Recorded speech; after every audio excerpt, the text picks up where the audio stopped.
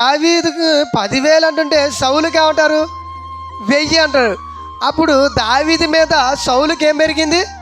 అసూయ పెరిగింది. అసూయ వచ్చినప్పుడు దావీదుని ఏం చేస్తున్నాడు? సౌలు చంపటానికి నానా రకాలుగా ప్రయత్నం చేసినా లేదా? అంటే అసూయ వలన ఎంత ప్రమాదమో చూడండి. అసూయ మనిషిలో ప్రవేశిస్తే చంపాలి, లేకుండా చేయాలి, ఎలాగైనా వీన్ని తప్పించాలి అనే ఆలోచన పుడుతుంది. చూసారండి అసూయ వలన ఎంత అనార్థం జరుగుతుందో ప్రియమైన దేవుని వలన మనం తెలుసుకోవాలి. అసూయ వస్తే మనిషి ఓర్చుకోలేవాడు, ఓర్పు ఉండదు, సహించలేవాడు. ఏమండి, అవునా కదా? ప్రియమైన దేవుని వలన మనం ఆలోచించాలి. అలాగే మర వ్యక్తి పైన కూడా అసూయ పెంచుకున్నారు మనుషులు. ఎవరంటే యేసుక్రీస్తు. యేసుక్రీస్తు సమస్త మనుషులందరినీ మార్చి తన వైపు మళ్ళిస్తున్న సమయంలో యేసుక్రీస్తు మీద కూడా అసూయ పట్టి ఏం చేశారు? ఆయన్ని శిక్షకి అప్పగించారా లేదా?